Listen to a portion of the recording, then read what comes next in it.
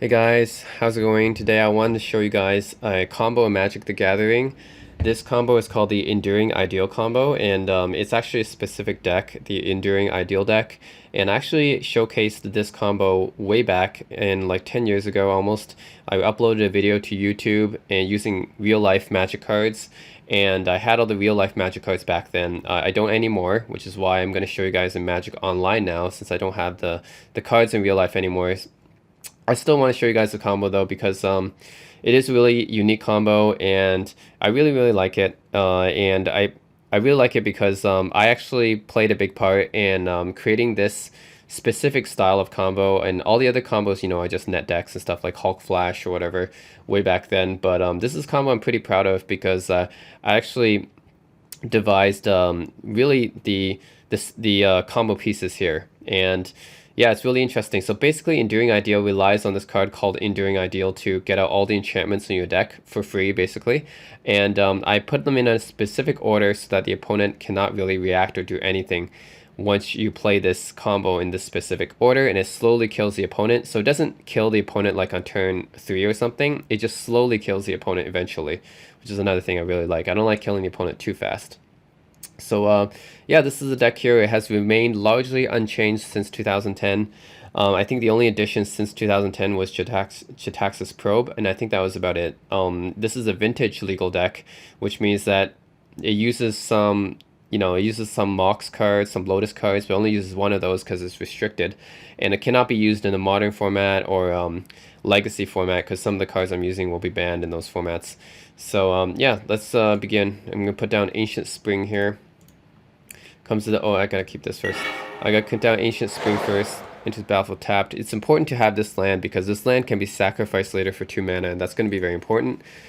I have Lotus Blooms here, which are also important for getting mana later on, so that's what I mean why this deck doesn't really kill too fast. It kills maybe on turn 7, 8-ish. It doesn't kill on, yeah, it doesn't kill like red on the second or third turn like a lot of vintage decks do, which is what I like because I don't want to play too fast, you know.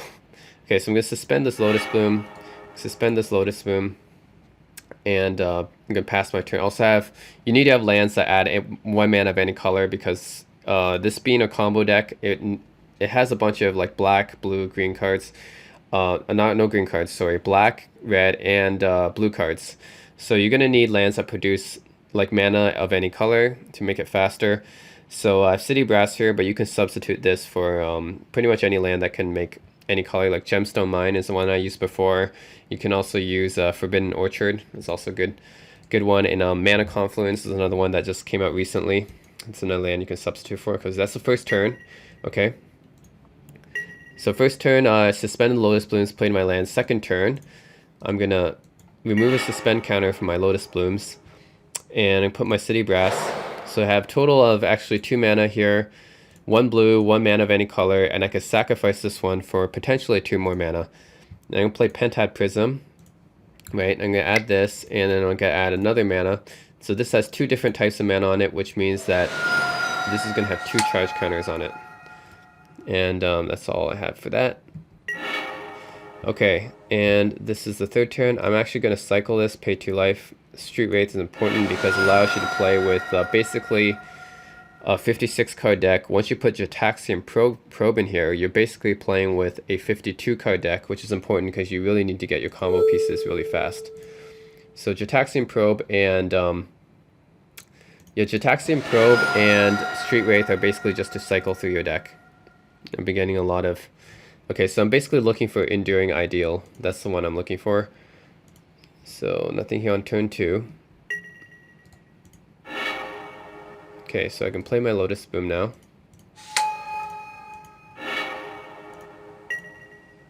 Okay, so now I have Enduring Ideal. So ideally you have a tutor in your hand, like a Mystical Tutor, Demonic Tutor, Vampiric Tutor, or you have Enduring Ideal. So you ideally, like turn 3 is probably the earliest you can cast this. But yeah, this is the Enduring Ideal card. This is what the deck is named after. Search your library for enchantment card and put it into the battlefield.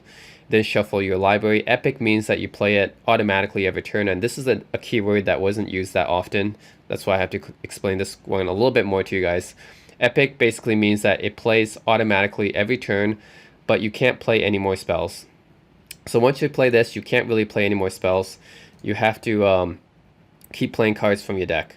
And basically your spells cannot be played for the rest of the game. So Epic's going to happen for the rest of the game. You can't play any spells from your hand, and this spell is going to keep resolving.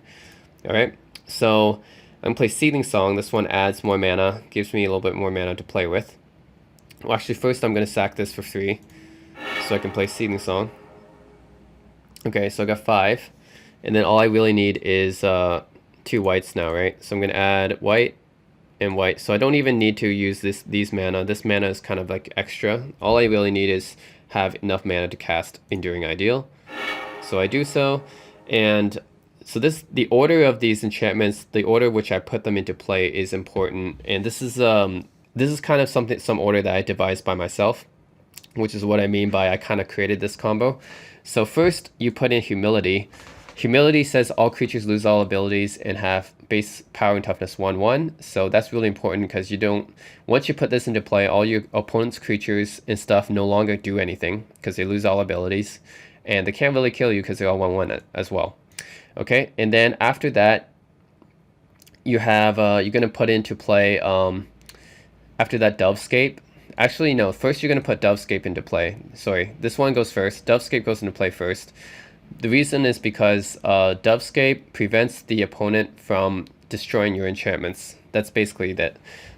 So once you play Dovescape, every time the opponent plays a spell, a non-creature spell, that spell gets countered and they get creatures. This is important so that they cannot destroy your enchantments. Then you put Humility into play so that their creatures can't really do anything and they lose flying. And then you put Form of Dragon into play. And Form of Dragon says creatures without flying can't attack you. And this is important because Humility makes them lose flying, right? They had flying because they had Dovescape.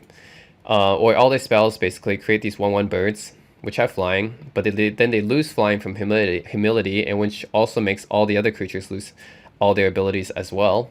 And the Form of Dragon says creatures without flying can't attack you, which means that basically none of your opponent's spells can do anything. They can't destroy your enchantments or anything, and all the creatures that they have cannot do anything. They can't attack you, and they don't have any abilities. So basically that is how you win the game here. So yeah, that's basically it. Put Dovescape into play first, right? So this is on the third turn, right? Third turn already went off. Okay, and then this is the fourth turn. I'm going to copy this. I can't play any spells from my hand anymore, but I can copy this every turn, right? And I'm putting Humility. Creatures lose all abilities. And then, yep, play this again on the fifth turn. Okay, and these other enchantments in my hand and stuff basically are just backups. They're backup plans. So I have Psychic Possession here. Whenever the opponent draws a card, you may draw a card. The reason for that is because of Solitary Confinement. So Solitary Confinement says, at the beginning of your upkeep, sacrifice it unless you discard a card. You skip your draw step, you have Shroud, and prevent all damage that will be dealt to you. So this is kind of like a backup enchantment combo. So if your opponent, somehow this doesn't work, you can put in Solitary Confinement, which means they can't target you and all the damage that's done to you is prevented. But you have to discard a card. So once you put this out, eventually you'll have to sacrifice this because you run out of cards. But if you put in Psychic Possession, which means that whenever your opponent draws a card, you draw a card, that means that you're basically never going to run out of cards. So basically, once you have Solitary Confinement there forever, then yeah, you're good. So that's another combo you can use. Rising Waters, lands don't untap during their untap steps, just makes it harder for your opponent to do anything. It's just going to lock them down. Take Possession is if the opponent somehow has something that doesn't target them, because Form of the Dragon is going to eventually destroy them, because this does 5 damage to target creature or player every turn, which means that eventually the opponent will die. Because they can't do anything, right? But if somehow they have an enchantment like a Ivory Mask or something into play that prevents them from being targeted, then you can put Take Possession into play to control it instead, so you can take it away from them. That's only if the opponent has something that somehow prevents them from being targeted. You can use Take Possession, take it away from them. And then Zer's Weirding basically just locks them down forever. Basically, if if the opponent draws some card that you don't like that somehow would interfere with your plans, then you can pay 2 life to get rid of it. So that just guarantees that the opponent can't really do anything to you. So it guarantees that the opponent cannot have any solutions for you anymore, because if they draw a card that you don't like, then you can just pay 2 life to get rid of it.